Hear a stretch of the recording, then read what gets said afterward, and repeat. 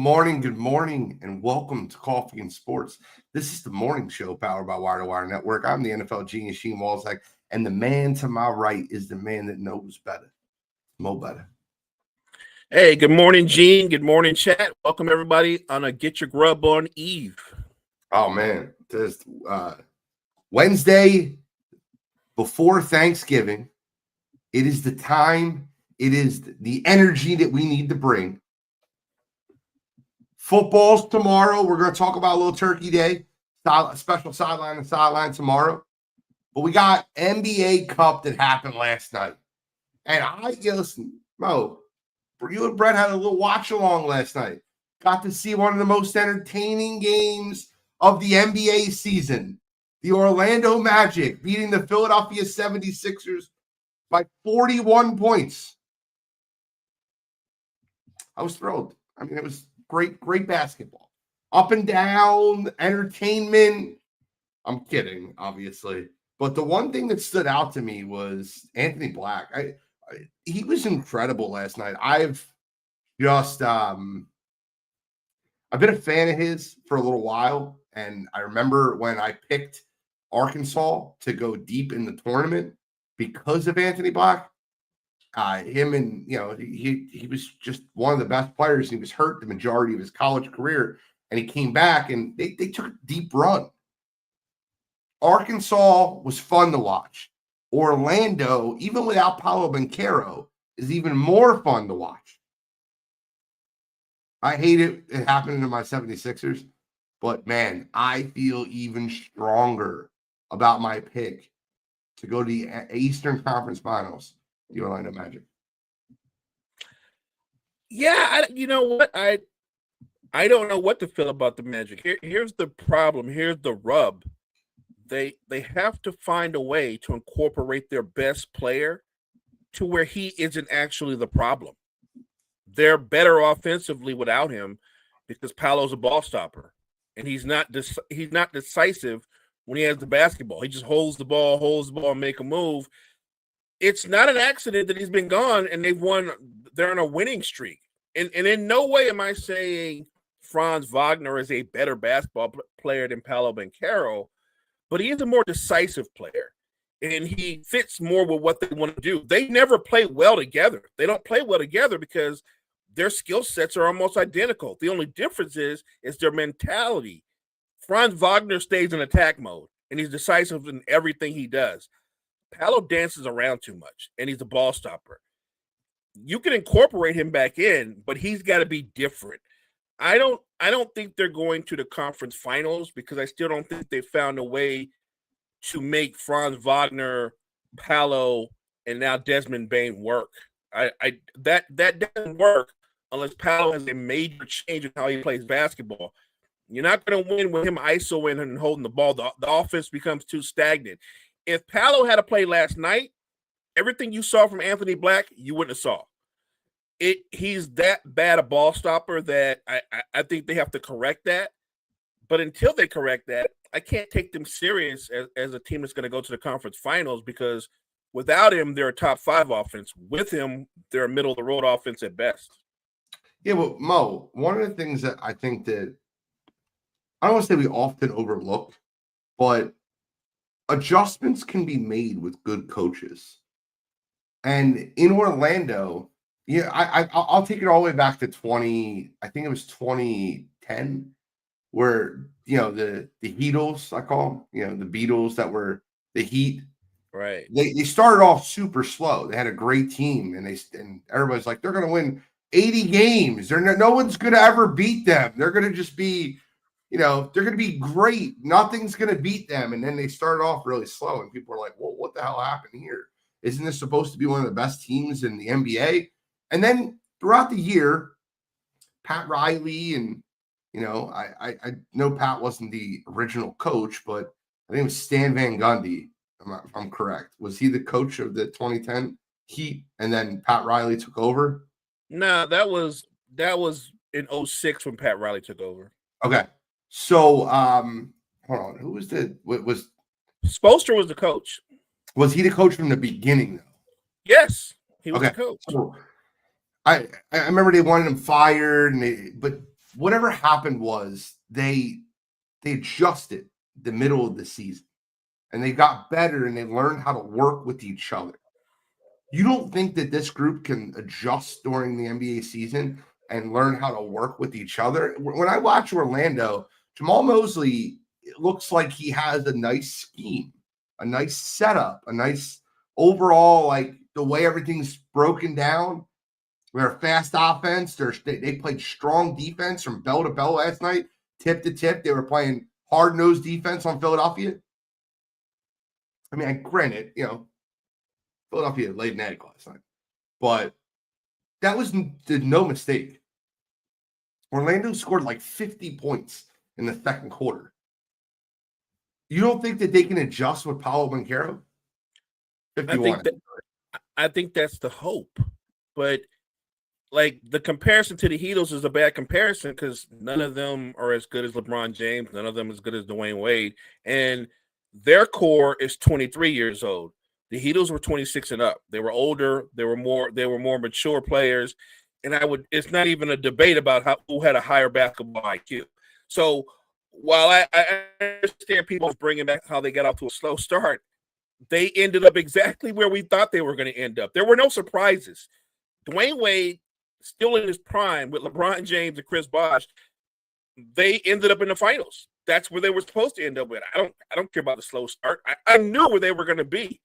I don't look at Orlando and go, I'm not even worried about it. They're going to be in the finals. I don't think they are. I don't think they are. You think in a 7-game series, any team not named Detroit is going to walk through them? Like who's your second team in the East then?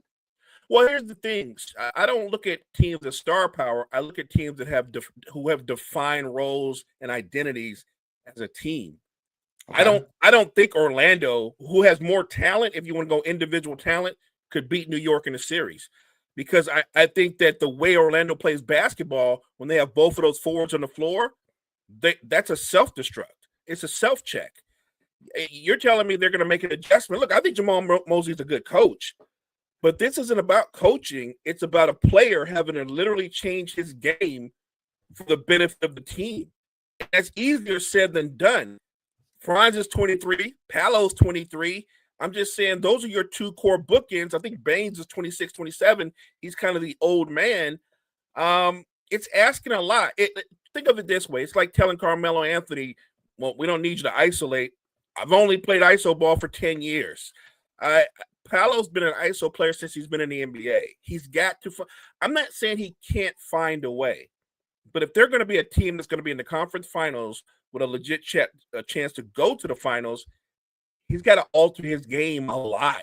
And it's actually on both ends of the floor. Because while I'm a great fan of his, the defense that you saw yesterday from them, he doesn't do that. Paolo don't play defense like that. He's not that kind of defender at all. So I think – he impacts them on both ends of the floor. And again, I'm not making the debate that Franz is a better player, but I am making a debate that Franz is easy to incorporate into Jamal Mosley's system because he keeps the ball moving. Everybody is a scoring threat when Paolo's not on the floor. When Paolo's on the floor, everybody's watching Paolo. So at the end of the day, I think that Paolo being 23 years old is absolutely one of those things that he can make an adjustment. I think that I think he can easily make that adjustment. He's not like Carmelo asking him to adjust at 30 years old. You said the New York Knicks. And if I look at the New York Knicks, I think that this Orlando team is tougher.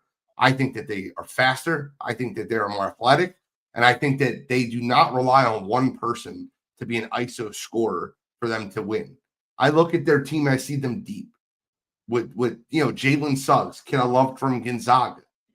You look at Desmond Bane, he's a shooter that they need, brings toughness. Anthony Black, a great 6-man coming off the bench. Franz Wagner, Wendell Carter, Paolo Banchero. I think that this group will get it together. And we'll find out, obviously. Your pick would be Detroit, New York. My pick would be Orlando, Detroit. I think. Oh no! In the conference finals, my pick would probably be Detroit, and I'll say either New York Orlando, or not Orlando, but to Toronto, because they have an identity. I'm just saying, I get that Orlando has a ton of talent. But there are some teams that are built for the regular season, and there are some teams built for the postseason.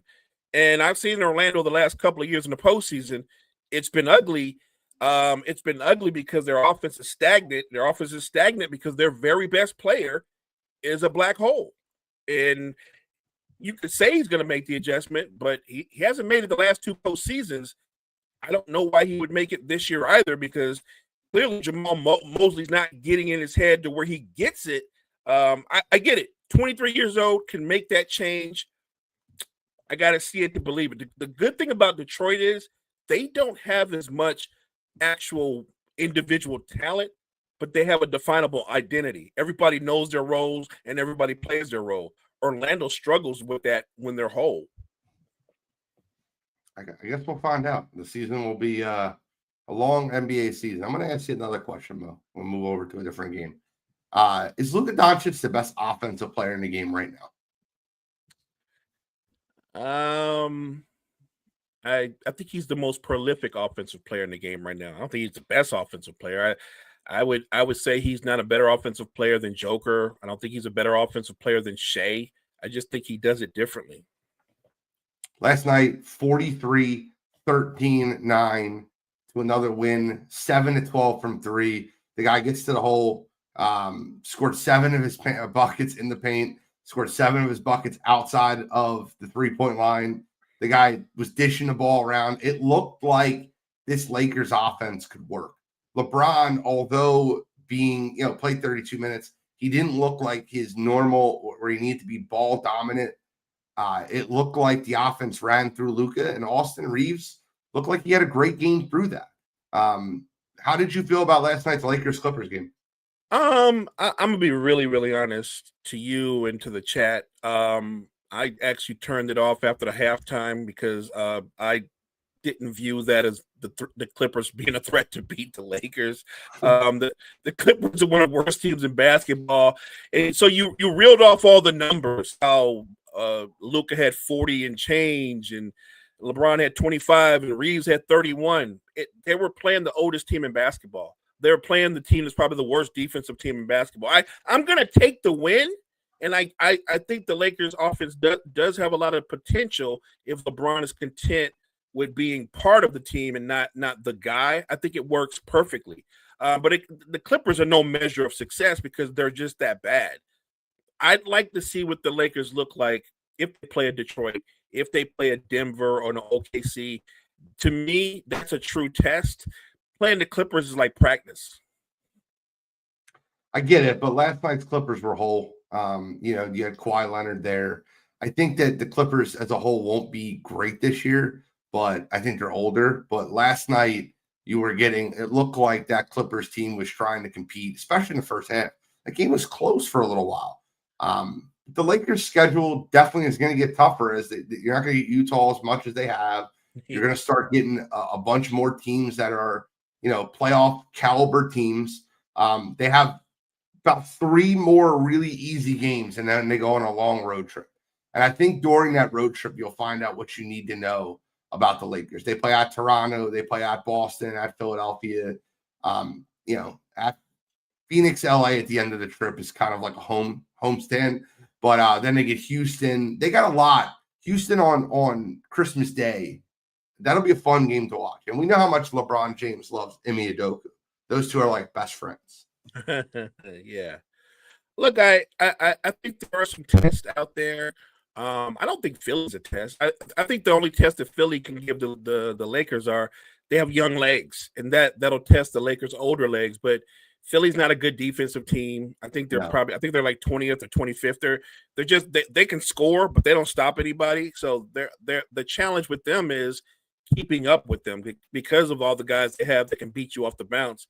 And you really can't calibrate for the quickness of Maxey when he's on his game. So that's the challenge that Philly has all those young legs. But as a whole, I think the Lakers have no problem getting whatever they want offensively. The only team that you said that I think is a challenge, I think Toronto would be a challenge. This version of Boston, I don't think they're going to give the Lakers any problem. This version of Boston struggles scoring the basketball. So um, I think the Lakers have a favorable schedule because there are a lot of really bad teams in the NBA. So if you even in just their own division, wait till we start playing the Kings. You can write that down as 4 wins. There's nothing to stand in their way. This is going to be a very good basketball team. This, barring injury, this is a 55-60 win basketball team. My concern with the Lakers is what they do when the postseason hits. And I know we're far away from that. I'm excited about what they're doing. And I think you're right. Luka is on a tear. He's a legitimate MVP candidate. I think Austin Reeves has a legitimate shot to make the All-Star team. They have a lot of reasons to be excited.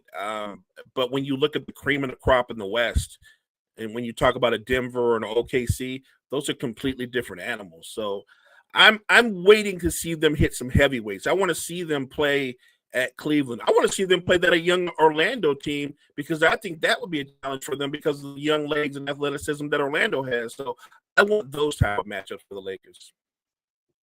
We're gonna see them. We're gonna see them this NBA season. It'll be fun to watch. I'm excited to see this Lakers team because if you remember, Mo, last year I told you they weren't going anywhere. This year I told you they got a shot. I love the addition of Marcus Smart. He's given them a toughness that they haven't had. Luka this offseason, it was a concerted effort to be in better shape. And JJ Redick's done a good job coaching them. If LeBron can play the part of what LeBron James needs to be now, this Lakers team has a real shot to compete. I'm not saying they're going to win the Western Conference. I've been on record saying it was Oklahoma City, and then I changed that pick just a week ago to Houston. I think Houston's got what it takes. And maybe I'm falling into the Kevin Durant love and them having that great defense. I'm a big Amen Thompson fan. So being able to watch Sengun, Thompson, Durant, I think they have what it takes to win the Western Conference, even over Oklahoma City. If you power rank the Western Conference, top 5 teams, power rankings, we all know the top 5 teams, in my opinion. You might disagree. Maybe I'm wrong. I got the Thunder, the Nuggets, the Rockets, the Spurs, and the Lakers. Am I missing one there? I think I would have the Timberwolves probably right behind those 5. But your top 5, I don't have the Timberwolves. No, I think that would be my top 5. And I only have the Timberwolves there because it's weird, right? I don't have them as high, but how come the Timberwolves are in the conference finals the last couple of years? Like, I don't know how they do it because we always say Ant doesn't quite get it done, and yet how does he take them on these deep runs? Look, I think Minnesota's, if they make a move, the move they should make, I think they jump into the top 5, but I think they're right on the outside of the top 5. I have no problem with that top 5. I would have the Spurs at 5 because I think you right now, 4. Huh? You have the Lakers 4 then. Yeah. Okay, that's great. That's kind of where I listen. I have the Spurs 4, the Lakers 5. I'm fine with that though. I'm good with either way. My top 3 are clear. It's the Thunder, the Rockets, and the Nuggets. Yeah, I don't mind. So I have the Rockets 3 because I think they're going to be really good in the regular season. I don't think the Rockets are going to go on a deep playoff run. I think the Rockets, they might get knocked out in the first round. I don't think they're going to go on a deep playoff run. Really? Yeah, I see things that other people don't see. They don't have a point guard. When teams can press up on them, it stalls out their entire offense because they don't have anybody who's a natural primary facilitator. And that's going to be a problem in the playoffs when things become more of a half-court scrum. Like, you can play through Şengün to a point, but he's a high turnover guy. You can try to play through KD as a playmaker, but he's a high turnover guy. I think ultimately their offense is going to kill their defense because they don't have a point guard. I mean, it didn't really hurt the Nuggets. They haven't had a point guard for years. Well, right, but they've got an anomaly. Their point guard is their center. Alfred and Sengun, Baby Joker? Yeah, I mean, they call him Baby Joker, but I think that's giving him too much high praise. Like, okay, I think there's Joker, then there's some other centers. Like, I don't think there's a center on his level. Like, I'm not going to call Sabonis. No, I don't Joker's level. But baby around Joker. Sengun, if you take Sengun and Joker off their teams, Houston's a 15-20 win better team than the Nuggets. Like, if you remove both of them, the Houston Rockets are clearly a better team than the Nuggets, right? Oh, I would It agree. doesn't have to be as good. I think Sengun is a really good player, and I think that if he continues to keep developing, he'll be a superstar one day. I don't think he is now. I think that matchups for Houston, matchups matter. I don't think they're one of those teams you can go, they can beat everybody in the West. No, they can't. Because if baby Joker has to play grown up Joker, that's a short series. Houston is not going to push Denver. They're not going to push Denver because Denver's the more physical team. Even though Houston is athletic not across the board, but they're athletic and they're athletic and long. I think Denver, because that core has been together the way they just have a stronger identity and a stronger unit. A lot of people are in love with Houston. I like Houston, but I don't think they're on par with the two at the top. I think Houston in a bad matchup. If they play the Spurs, I don't think Houston walks through the Spurs because I think the cross matchups are going to eat them alive. Sengun would have to come out far away from the basket trying to guard Wemby, which would open up driving lanes for everybody else. I think if Houston played the Spurs, I would pick the Spurs. I'm in love with Sengun. I'm in love with Amen Thompson. Like, I love their core, their young core. Oh, I love both of them. Yeah. And I love Ime Udoka. I think he's great coach. Look, I'll make it very clear. I think NBA is the second. So if we're ranking the importance of coaches in sports, the NFL is by far the highest. Like, NFL coaching is like, you have the best team in the whole world, talent-wise. And if they have bad coaching, they'll lose. Agreed. In the NBA, you can have the best team in the whole world and have bad coaching and still win.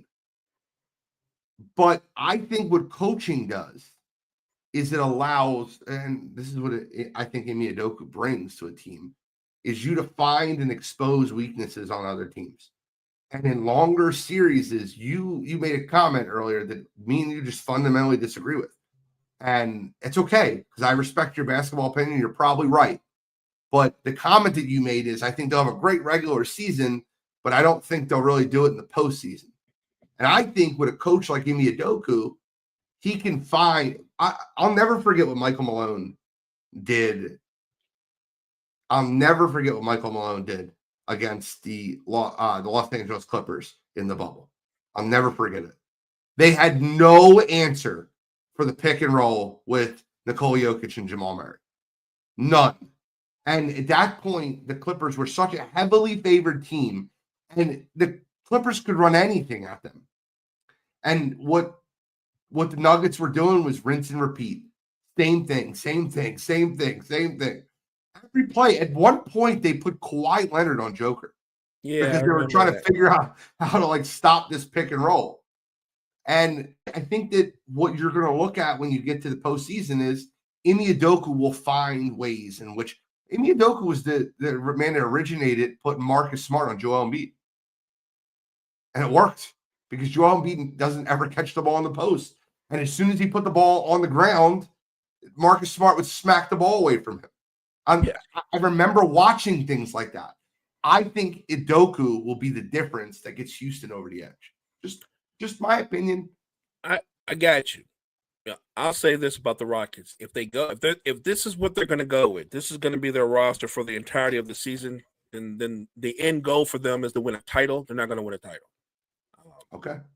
But you have to have a primary facilitator. More importantly, look, as much as we give KD credit for how great he's been, the last 3 seasons he's been great in the regular season. The last 3 seasons he hasn't been good in the playoffs. So I don't know if he can be the guy in the postseason anymore because his last 3 postseasons he hadn't been the guy. So I want to remind everybody he's great, there's this old guard that I want to give all the credit to. That's Chris Paul. That's LeBron James. That's James Harden. That's Steph Curry. That's also Kevin Durant. But he is 37, and it's an 82-game season, and then there's the playoffs. And is this Kevin Durant that you're getting right now today going to be the same Kevin Durant you get first round of the playoffs? Guess we'll find out.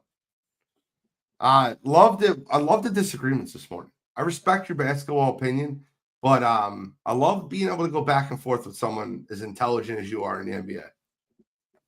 Let's move over to the NFL, the National Football League. We got 3 games on Thanksgiving, Mo. We're going to go over them. We'll go over them again tomorrow, but I want to get, hopefully, I hate doing this on air. I should have done it off air. Been a busy morning. I work, call, and all that jazz. But hopefully, tomorrow morning, you'd like to join us in Sideline to Sideline. I'm not sure how your Thanksgiving looks, but we can have like a whole group conversation about the NFL slate. You don't have to answer me now. You can message me later, but NFL Thursday football. This is probably the best Thanksgiving docket I've seen in a long time. I don't remember 3 games that meant this much at this point in the season. Normally, either Detroit stinks or Dallas stinks. They're both, one of them are eliminated, and then they throw on a black and blue game on Sunday night football. I don't know how the AFC North gets every Thanksgiving Sunday night game. That must be something they signed up for, but whatever. We'll get into it. To start the day, you have Brett's Green Bay Packers going into Ford Field to take on the Detroit Lions, who, by the way, the Packers beat the shit out of week 1. It'll be an interesting matchup. This will be a matchup, and granted, you look at the way the standings lay right now, Chicago is leading this division, barely, but they're leading the division. The winner of this game could be the outright leader in the division after Friday. Who do you like in Packers at Lions? I'm going to go with the Lions because even though they haven't looked their best, their offense still looks levels better than the Packers offense. I'm going to go with the Lions. I trust that talent that they have with Gibbs, with Amon-Ra St. Brown working the hashes. I think Jahmyr Gibbs is insanely talented. Like I as much as I'm impressed with Bijan Robinson, Jahmyr Gibbs is got a whole nother gear. He is the epitome of a game breaker. If I'm Detroit, I'm finding various ways to get the ball to him in space. Look, I think the Packers offense has all the talent in the world to be a top 5 offense. It's not consistent, and it kind of starts with their quarterback. So if I'm given a choice between the two, I know what Jared Goff is going to bring week to week. I'm going to roll with the Lions to pull out a close win. I like the Lions also, but barely. I think it's going to be a really close football game. When I look at the breakdown of these two teams, it looks like the Packers are going to be completely healthy in this football game. You got a bunch of guys questionable, but it looks like they're going to play. Jacobs, Golden on the backside. You got Quay Walker. It looks like he's going to play. But what I think is different is I think that Green Bay's offense is poor. And if the Lions can stop Josh Jacobs from running the football, none of those Green Bay wide receivers scare me at all. I love Brett. I'm a big Brett fan. But Brett was really excited when they drafted Matthew Golden out of Texas. And he was there, and they finally took a wide receiver in the first round. They got the wrong guy. He's not that good. He's a Jaden Reed lookalike. They have him already. Now, granted, Jaden Reed's hurt this year. Matthew Golden is not that guy. He's not a guy you use a first-round draft pick on. I think Green Bay got caught up in the fact that the draft was in Green Bay, and they wanted to make a splash in front of their fans, and they knew they needed a wide receiver. Matthew Golden's absolute ceiling is Deshaun Jackson. I don't think he gets there. And I like Detroit in this football game. I think they'll be able to run the football. And as long as Jared Goff doesn't turn the football over, I think the Lions are eating turkey on Thanksgiving. I like that call. I like the Deshaun Jackson comp too. I'll say this: if he gets there, that's awesome. But that's a hell of a get there. Like if you can beat Deshaun Jackson, that's kind of special. Yeah, but all right. I get what you're saying, but you don't draft a guy that has the highest ceiling of Deshaun Jackson in the first round of the NFL draft. When you draft a guy in the first round of the NFL draft, you want that guy to be an elite wide receiver. You want a potential Hall of Famer. Deshaun Jackson's not going to be a Hall of Famer. Great guy, good deep threat, just not your complete wide receiver. And Matthew Golden is not a complete wide receiver, unfortunately for Green Bay.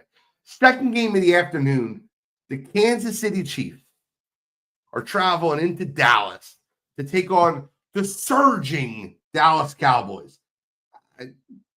I don't think they're surging. They won 2 games versus the Raiders and the Eagles, back-to-back weeks, which is more than what they've ever done. But they're 5-5-1. Playoffs are in the view. They're in the distant view. They're not knocking at the door. They're not at the window, but they're on the sidewalk. They're walking towards. The Kansas City Chiefs, coming off of a very big overtime win over the Colts, are going to travel on the road into Jerry World to take on the Dallas Cowboys. Who do you like in this game, Mel? I like the Chiefs. Between the two teams, I actually think the Chiefs are the ones that are surging. I'm going to always trust in Spags' defense.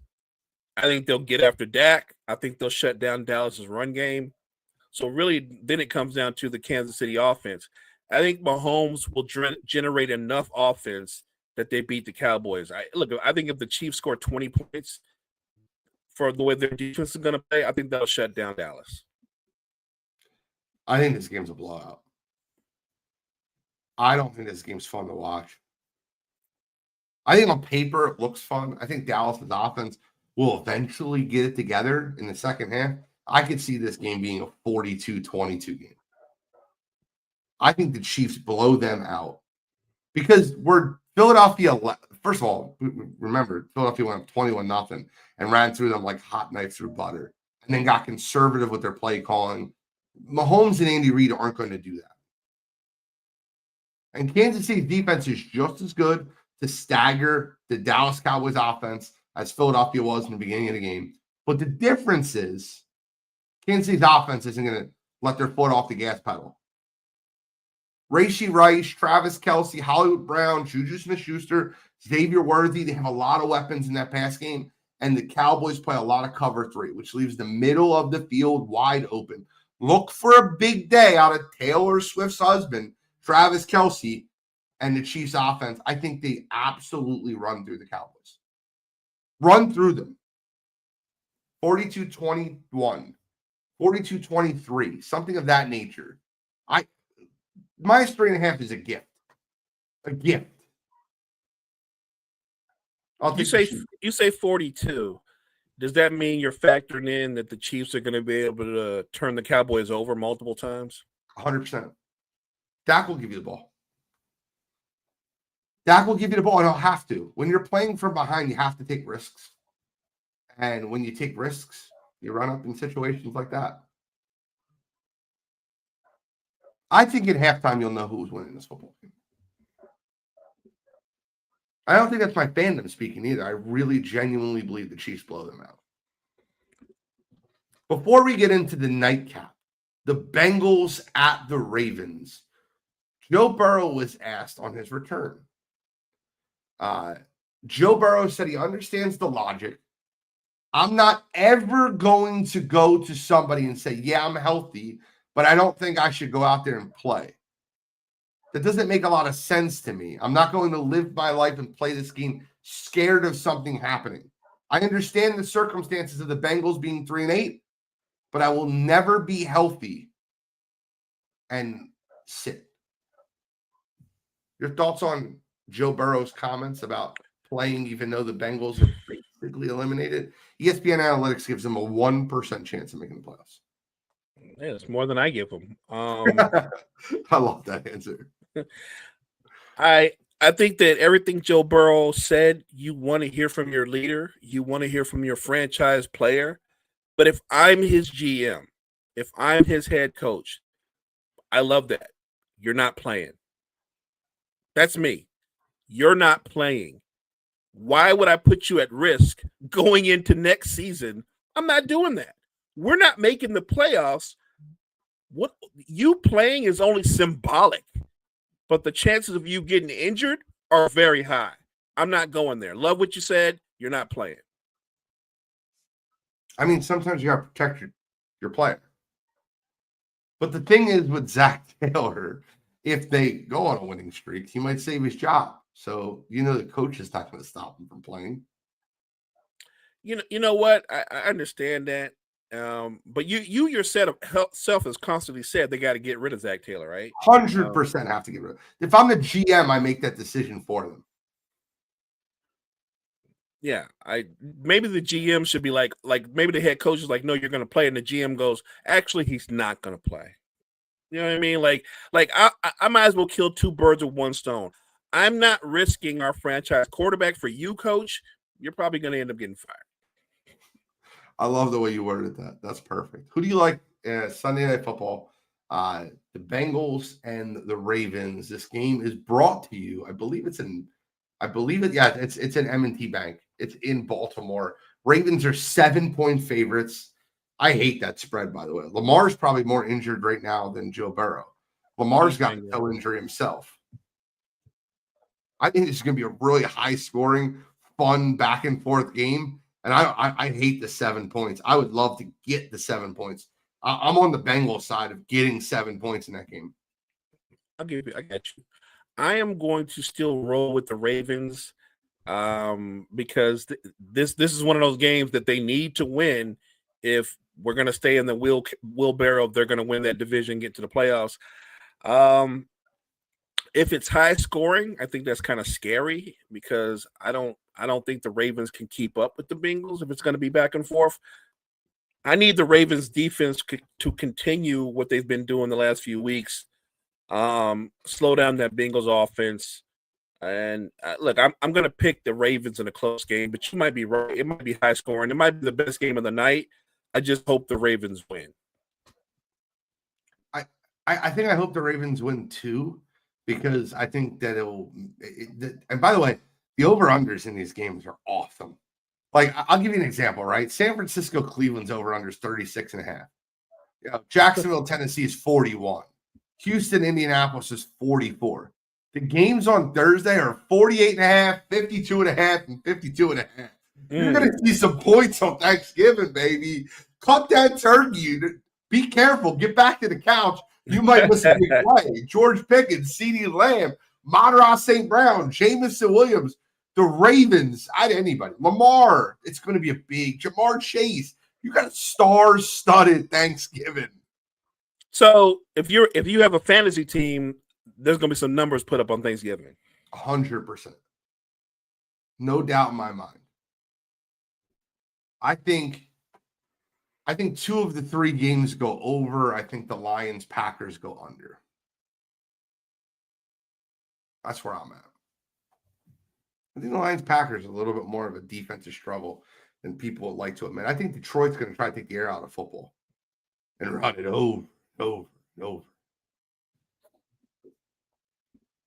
If it's a low scoring game, though, doesn't that mean that that's a game better suited for the Packers, though, right? I don't necessarily agree. Who has a better running game? Well, I think it's definitely the Lions. Even though I respect Josh Jacobs, I think it's the Lions. I think that no matter how it's done, I think that the way the Lions can lose this football game is to be too aggressive throwing the ball and turning the ball over. I think if the Lions this sounds stupid, but if the Lions win or tie the turnover battle, they win the game. Okay. The Packers have to turn the Lions over more to win the football game. So I don't see a world in which Detroit lines up, runs the football, and loses this football game. So then that means that Thursday night you're going to get less Jameson Williams and Amon-Ra St. Brown and a heavy dose of Gibbs. Gibbs and Montgomery. I think you get a Yes. lot of Montgomery. Right, Thunder and Lightning. Got you. Sonic and Knuckles, they call him in Detroit. That's right. Sonic and Knuckles. I like that. And then I do want to mention this because I thought it was interesting. Did you see that Trevon Moray got suspended for a game due to a low blow to Juwan Jennings? I did not see that. You kind of touched on that a little bit, but here it goes.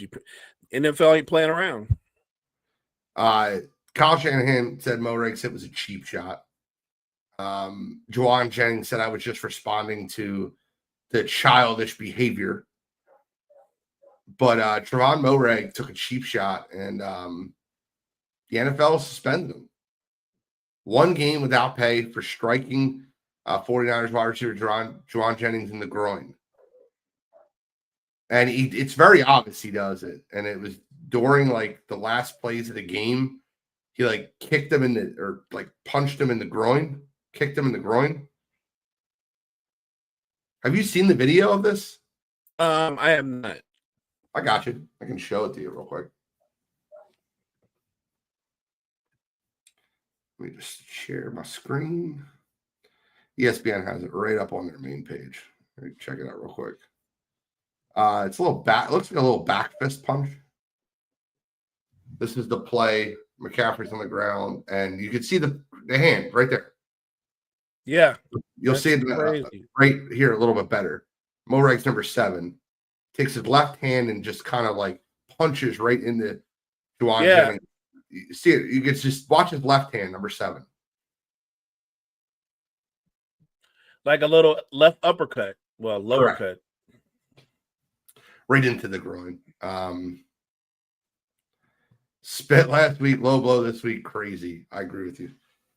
I think, you know, do these players not get that this isn't the 90s or the 80s where they don't catch everything? Like, I know back in the day, you could beat the hell out of somebody in a pileup or whatever. No one knew what was going on. They catch everything. There's cameras everywhere. There's cameras everywhere. 100% facts. And they still think they can get over with this. See, to me, to try to even pull off something like that shows a great immaturity. Great immaturity and irresponsible. You're irresponsible and unaccountable to your teammates.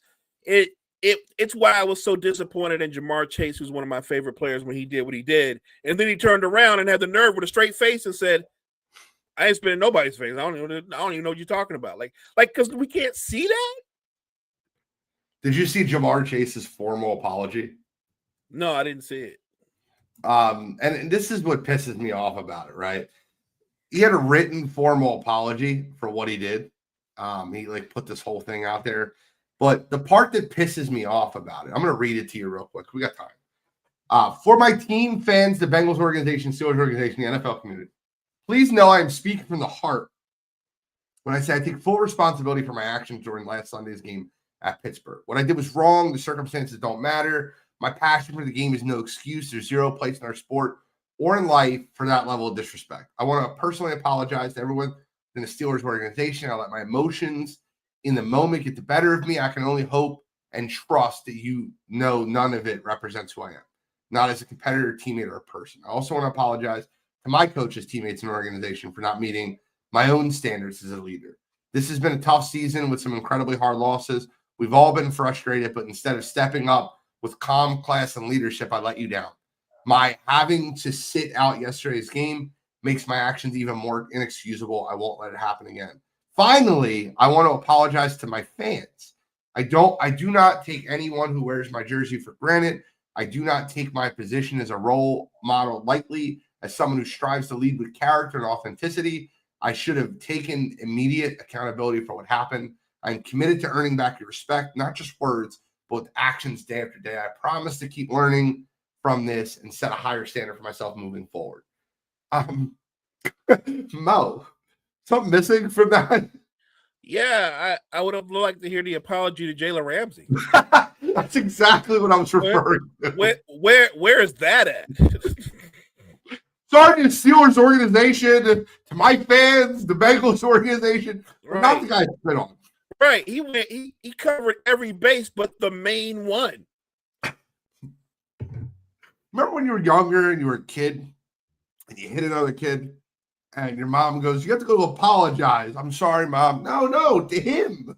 Right. You Right. should have learned that shit at 6. Yeah, I didn't even hear that.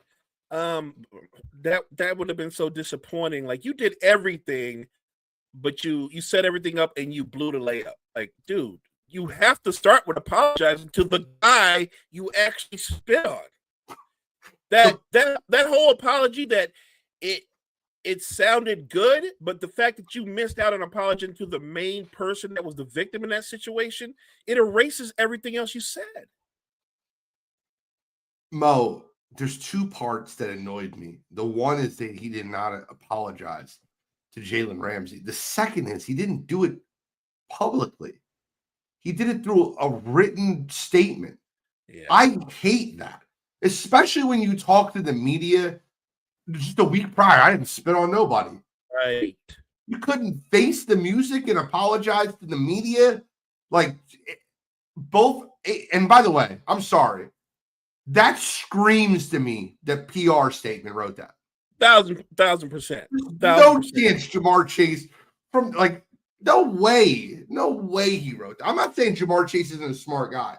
I'm sure he's a smart guy. That screams to me public PR. 100%. He did not write that. And the reason why he didn't go on a live interview and say that is because I don't think he feels that way. I don't think he feels that way at all. I think Ja'Marr Chase couldn't say that in an interview live because I don't think he could have kept a straight face reading it. Absolutely. And again, like you said, he would have been reading it maybe for the first time because it's a script. Yeah, that was all PR. That was not from him. Last thing today, we'll wrap up. It's almost 10 o'clock. Sorry we started late, by the way. I had a work meeting. It's my fault. So you guys can all be mad at me. Sorry. But No worries. I appreciate it. But last thing is, Mo, I'd love to get your take on Friday nights. But by the way, Friday afternoons, Black Friday game at 3 p.m. I could not be more annoyed. I could not be more annoyed. There's so many people working in the world of retail. Thursday night's fine. You're home from work. Monday night's fine. You're home from work. Sunday is a normal day of rest. Throwing this game on at 3 o'clock in the afternoon on Black Friday is an absolute travesty for me, especially working in retail. I'm pissed about it. But Bears at Eagles, Lincoln Financial Field. Eagles are 7-point favorites. Go ahead, Mo. I think the Eagles defense get after young Caleb Williams. I think this is going to be all about the Eagles defense. I don't know if the offense is going to be fluid or not, but I think it's going to be fluid enough that the Eagles win the football game. Chicago's really been moving the ball mostly in the back of their run game. The Eagles are going to shut down their run game. They're going to make Caleb turn the ball over at least 2 times. I got the Eagles winning. Maybe it's a low-scoring game, 23-17 or 23-10. Eagles have a couple DNPs, do not practices. Lane Johnson will be out. Andrew Makuba broke his ankle. He'll be out. Devontae Smith is questionable. Landon Dickerson's limited. Reed Blankenship's limited. Saquon Barkley's limited. I think Philadelphia, Dory Jackson has a concussion. He might not play. I think the Philadelphia Eagles find a way to squeak out a win at home. I don't think they cover. I think it's ugly. I think we're talking about after the game, the offensive coordinator again. I think they'll win the game because their defense is really good. I don't feel confident in Philadelphia going forward. I've made my statements on this before. I'll make them again. If you have a Philadelphia Eagles Super Bowl ticket, cash out. Hit the cash out button on FanDuel. They'll probably offer you a couple dollars for it. Take your money and run. This team with this coordinator will not win the Super Bowl. Will not. Not probably, not maybe, not could. They will not. It's an absolute statement. You hear Mo talk about the Rockets will not win the NBA Finals. I'll tell you right now, Philadelphia Eagles will not win the Super Bowl. So I got today, Mo. Any final statements? No, none at all. The hour went fast. Hey, chat, we appreciate you guys for chiming in on Thanksgiving Eve.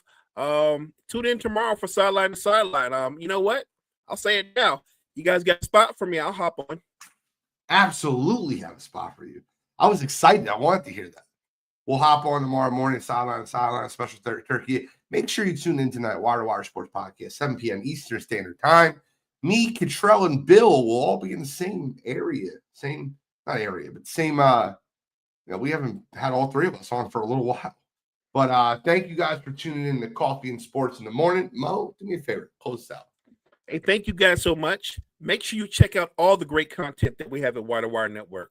Wire to Wire Network, we appreciate you. Take care, y'all.